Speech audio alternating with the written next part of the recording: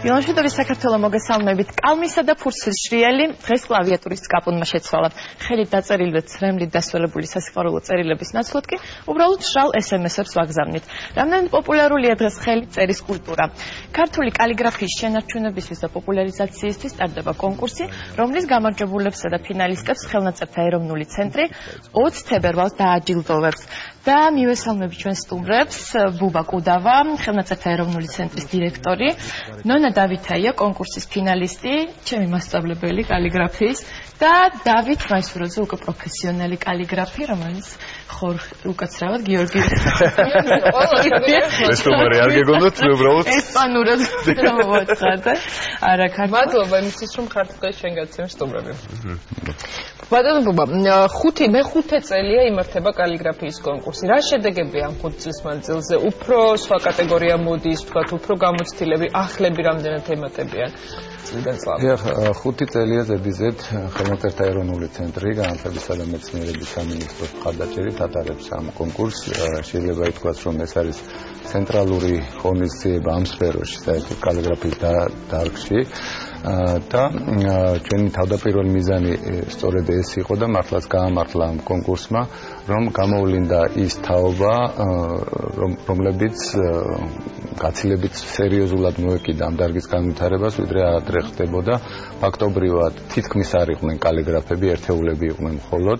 დღეს კი გადაჭარბების გარეშე შეიძლება ითქვას, რომ რამდენიმე ათეული პროფესიონალი კალიგრაფი ყავს საქართველოს და ძალიან დიდი წვლილი ამაში სწორედ კალიგრაფიის კონკურსს მიუძღვის. ფინალში მოხდა 50 კალიგრაფი. როგორც ვიცით, წელს განსხვავება იმაშია, რომ გამოვლინდება მთავარი პრიზის მფლობელი.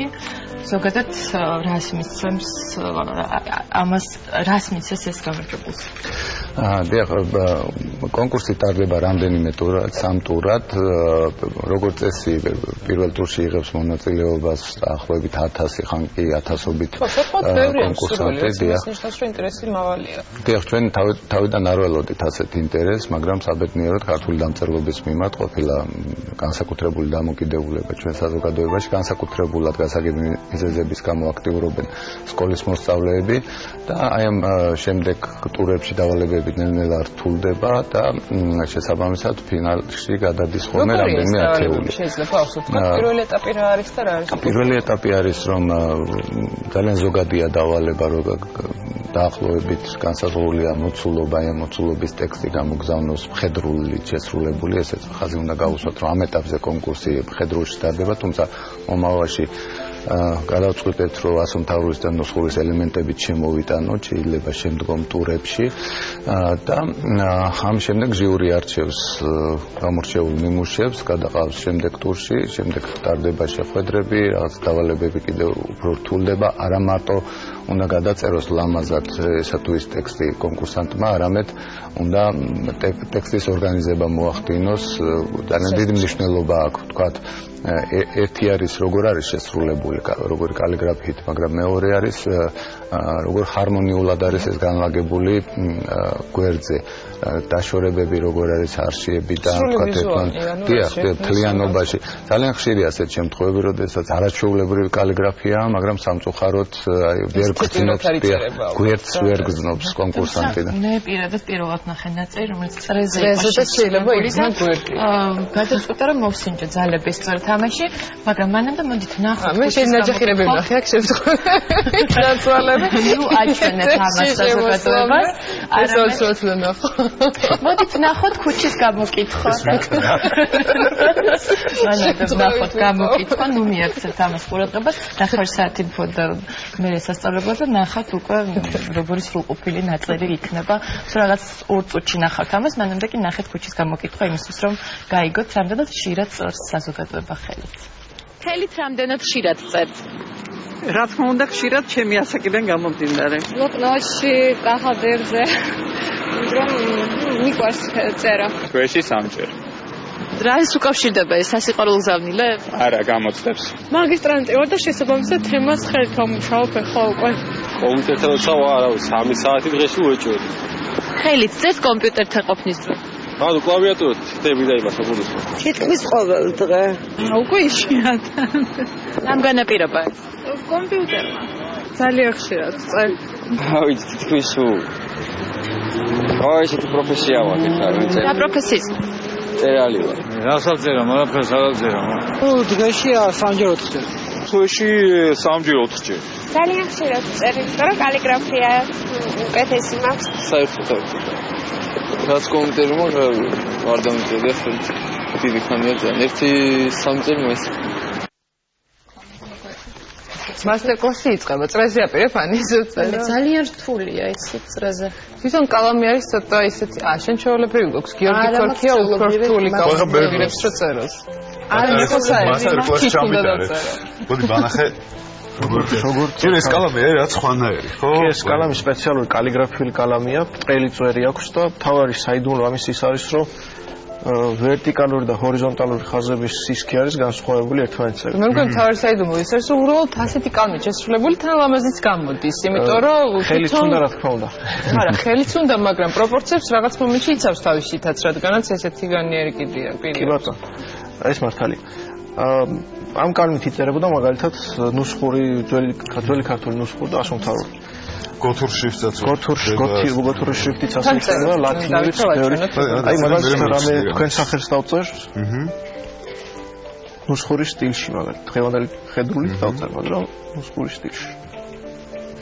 აქაც რამდენიმე ეს გამარტივებული ვარიანტია, მე რამდენადაც ვიცი, უფრო კუთხეებს თუ გაუკეთებ, ის შეიძლება ერთი ასო ისეთი დავწერო. კი ბატონო, მე ერთი სიტყვას ისეთ მაყურებ აგიწერ.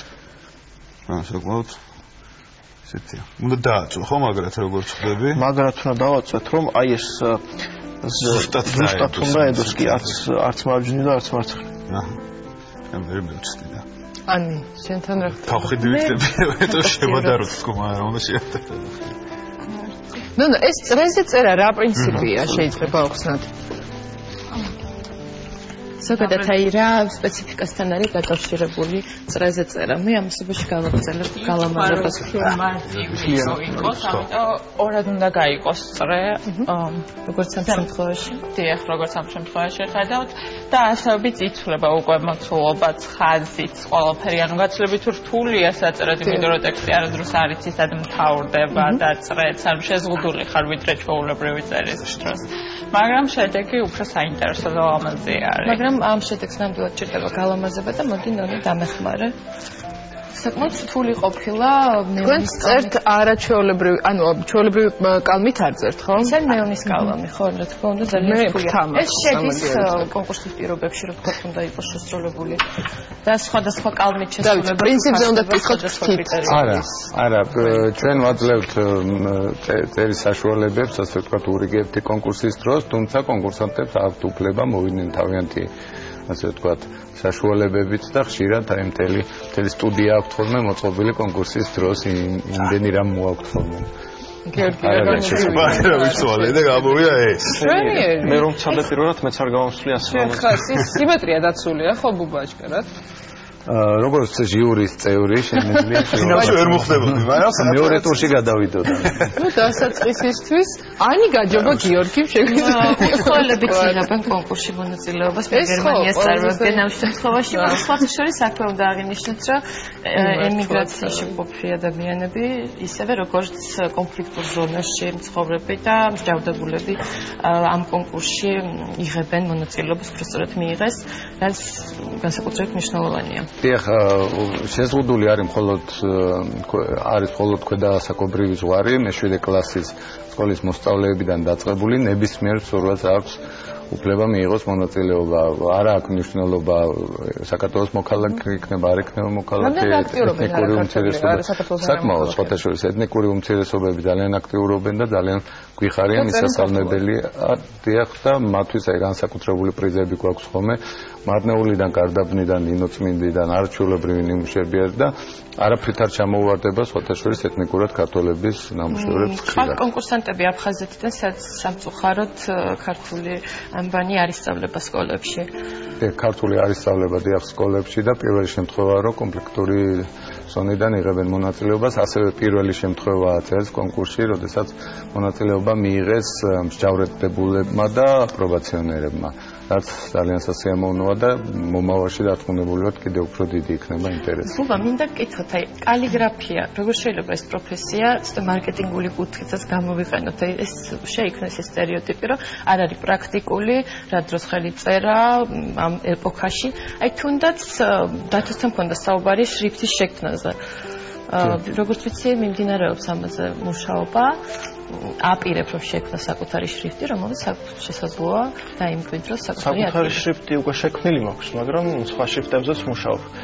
საკუთარი კალიგრაფით მაქვს უკვე და სხვის კალიგრაფით, ახლა საჭიროა რომ სხვამაც მომცეს თანხმობა ვისი კალიგრაფის მიხედვითაც ვქმნის შრიფტს, რა თქმა უნდა და რამდენიმე უკვე გაკეთებული არის. და მიმდინარეობს უკვე მუშაობა, რომ აი ეს ხელნაწერსაც ახასიათებს, ის ახასიათებდეს აკრეფილი ტექსტსაც, მათ შორის მაგალითად გადაბმებიც, რაც დღევანდელ ქართულ შრიფტებს ძირითადად არ ახასიათებთ ხოლმე. შეიძლება რა მინიმუმ თქვა ჩვენ თოხონდ უკვე არა იმ კალმით რომელიც თქვენ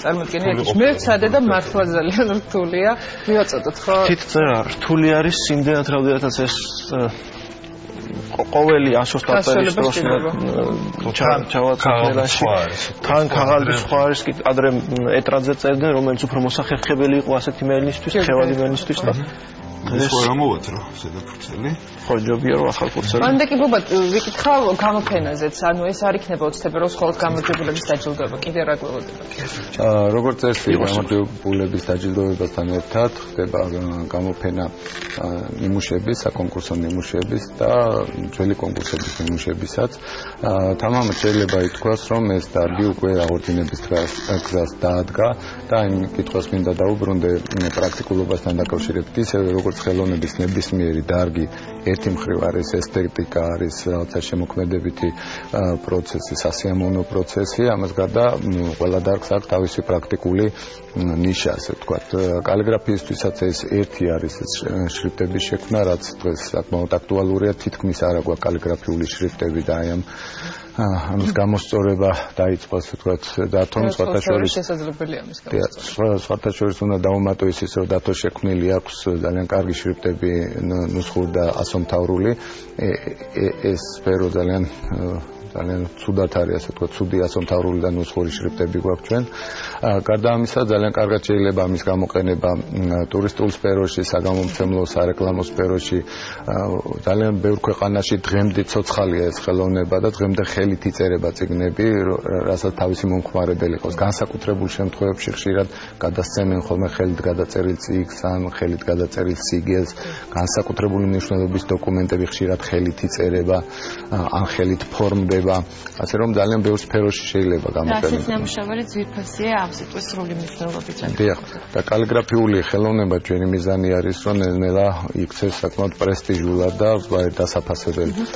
ერთი არის კონკურსი არსებობს, მეორე ამ კონკურსისთვის როგორ ემზადებიან ინდივიდუალურად თუ ტარდება რაიმე სახის მასტერკლასები თქვათ რომ ისეთ მიმართულებები გარკვეული ცოდნა დაუგროვდეთ. სხვათა შორის აი ამ კონკურსების ერთ-ერთი შედეგი ის იყო რომ ჩამოყალიბდა კალიგრაფიული სკოლები ზოგიერთი არაოფიციალური ზოგიერთი უკვე ოფიციალური ერთ-ერთი ხელმძღვანელი გახლავთ აი დათოც მან გახსნა ასე თქვა კალიგრაფიული სტუდია ასწავლის მოსწავლეებს ასეთივე სკოლა გაიხსნა ზემოსვანეთში სოფელ ჭუბერში ჩვენი ერთ-ერთი კონკურსანტი ლილე ჩხეტიანი უძღვება ამ სკოლას გარდა ამისა ძალიან დიდი სიახლოვე აქვს კონკურსანტებს ხელნაწერთა ეროვნულ ცენტრთან ეცნობიან მის გამოცემებს გამოფენებში იღებენ მონაწილეობას მოხსენებებს ესწრებიან და სამწუხაროდ დღემდე ვერ მოხერხდა ჩვენ გვინდა შესაბამისი სტუდიის გაკეთება ხელნაწერთა ეროვნულ ცენტრში სადაც მიიღებენ როგორც პრაქტიკულ განათლებას ისე თეორიულ განათლებას და ესეც ხელს შეუწყობს ამ დარგის განვითარებას. და ვაჩვენოთ საბოლოო შედეგები. თუმცა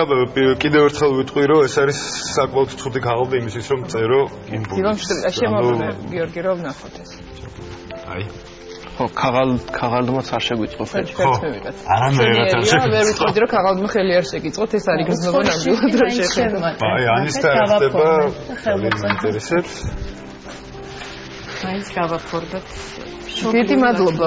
იმისთვის რომ იყავით დღეს ჩვენ გადაცემის სტუმრები, დაგემშვიდობებით და რა თქმა უნდა წარმატებებს ვისურვებთ რეკლამის დრო, რეკლამის შემდეგ დავბრუნდებით და გველოდებით.